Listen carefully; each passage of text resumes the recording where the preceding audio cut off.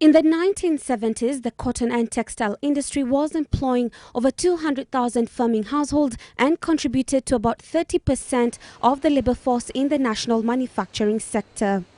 This sizable contribution to income generation for the country during this time was attributed to the adoption of an import substitution policy after independence, which ensured a backward integration of textile mills. Textile industry was probably the largest industry after the civil service. They were employing, I think at that time, over 200,000 people, and a vibrant industry, a lot of cotton available locally, and great livelihood for many millions of people out in the farms and the fields. Further, the government introduced controls into the sector that helped cooperative societies buy ginneries from the colonialists, controlled marketing margins, fixed producer prices, and invested heavily in textile mills. It also protected the local industry by imposing 100% duty on imported goods, which ensured the rapid growth of the local textile industry with an average production capacity of over 70%. The overarching policy that made it possible for cotton sector to thrive was the fact that the economy was closed in the sense that certain sectors received protection. There were exchange controls, for example, so it was not a liberalized market. However, since the liberalization of the economy in the 90s, the influx of textile goods into Kenya became a major problem that reduced the average capacity utilization in the textile mills to about 50%. Cotton is also a pesticide-intensive crop, a cost which farmers have cited as the biggest constraint in growing cotton.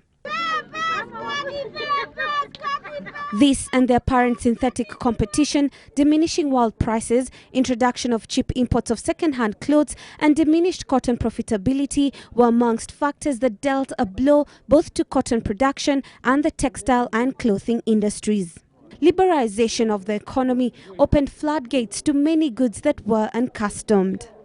Uncustomed in the sense that tariffs were not collected in Mombasa, and as tariffs were not collected, we realized that we couldn't compete. The local textile industry could not compete. At the same time, the local textile industry did not modernize their machinery because they were not making money.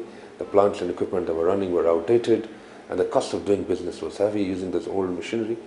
And with electricity costs being a recent hot topic in the country, industries are finding it hard to cope with the hostile business environment the country seems to harbor. Costs per unit of electricity for the industrial sector have skyrocketed, and in January alone this year, the fuel cost charge was $1.77 per unit compared to January last year when it was $1.12 per unit. In Ethiopia, the cost of electricity is 4 US cents a kilowatt hour. In Egypt, it's about 5 US cents a kilowatt hour. South Africa just made an increase of 50%, and there was a hue and cry in South Africa, and that increase was from 4 to 6. And I'm telling my South African counterparts, why are you crying? I mean, 6 cents is still 30% of what we are paying. With the rates bound to even go higher in the coming days, Kenyan industries are now faced with the grim reality of business closures and possible relocations. The country will not only lose out on new investments, but will also have current industries relocating to neighboring countries with lower energy costs. Until we crack the energy challenge, we are not going to be able to be successful. Personally, I believe to be able to power the economy of Vision 2030, we must have installed capacity of between 30 and 40,000 megawatts. For Bedi Investments Limited, changing their business model was the only chance of survival to sustain their business. We've realized that it was very difficult to compete with second-hand clothes. We realized it's very difficult to compete in this domestic market, which is open to abuse through uncustomed goods. So we changed our model slightly, and the model that we started using is we started focusing on more supply into institutions and uniforms and government supply. Again, the slide in currency continues to be a major cause for concern, as it has resulted in high prices of imported goods, leading to record high inflation levels. The cost of living measured by inflation last month rose to stand at 17.3% from 16.67% the previous month. Currently, the electricity cost in this country is almost 18 US cents a kilowatt hour. And that is using the new exchange rate of 100 shillings. If you use 80 shillings as the benchmark, which was a few months ago, that electricity bill is 24 cents a unit. I mean, it's unheard of. And with the government accused of always taking a NATO position, meaning no action, talk only position on this matter, a lot is yet to be done to salvage the current situation. I think it is a real shame that all of us as Kenyans, our faith in ourselves is a bit low. So, why should we be buying things that we produce elsewhere? And remember, when you buy from a different country, you are creating jobs in that country. Now, where we are looking for every way possible to create jobs, it doesn't make sense that we can be buying clothing, we can be buying furniture, even machine tools. However, all is not lost for the industry. Recent measures by the government and the Cotton Development Authority to revive this once vibrant sector are underway. Cotton does well in areas where other crops are not doing quite well, so it has a comparative advantage.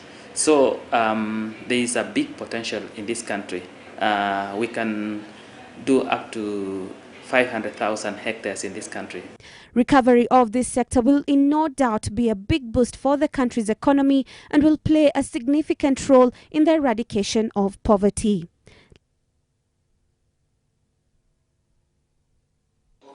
The directive to have all government ministries and institutions buy textile for staff uniforms from local industries could be considered as one way of ensuring ready market for the local products. And Kenya's membership of COMESA and the East African Community further reflects the availability of a ready market for the sector if it's up and running.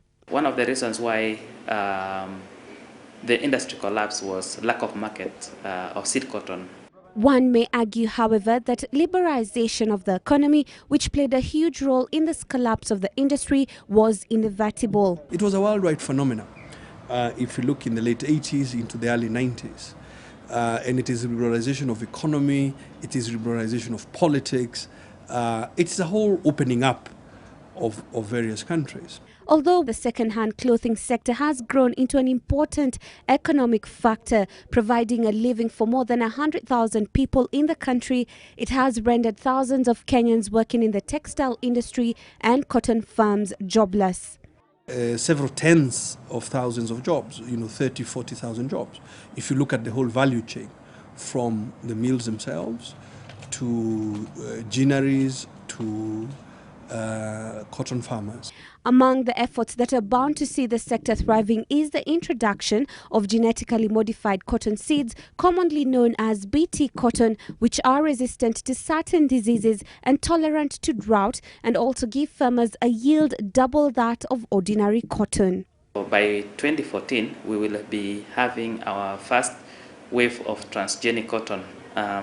We'll be starting with about 10,000 hectares or 25,000 acres. With the introduction of GMO, we'll see a great yield coming up, and yields will almost double or triple, and we don't need to reinvent the wheel because we saw it in India, we saw it in South Africa. Kenya currently requires 200,000 bales of cotton every year to be self-sufficient in cotton needs, and this is easily achievable through planting GMO cotton. This will save the farmers, especially in terms of spraying and control of the bollworm. The fact that cotton requires less rainfall compared to other cash crops grown in the country is perhaps the reason that the subsector has been identified as one that could help bring rapid economic development in the country in the goal set out in the country's Vision 2030. Some sort of revival fund needs to be created by government to industry, to this sector especially. I mean, that's what India did, and that's what Nigeria has done. They put in 100 billion naira on the side to revive their industry. However, a lot needs to be done before that dream can be realized. I think a lot of time has been lost. Also, CODA, the way it's constituted with the farmers and ginners being represented on their board. I think the entire value chain needed to be represented on their board. Cotton production offers a huge potential for increased employment, poverty reduction, rural development, and increased income generation, especially in arid and semi-arid parts of the country. With no doubt, the revival of this sector will be a big boost to the country's economy. Lizz Ntonjira, NTV Business.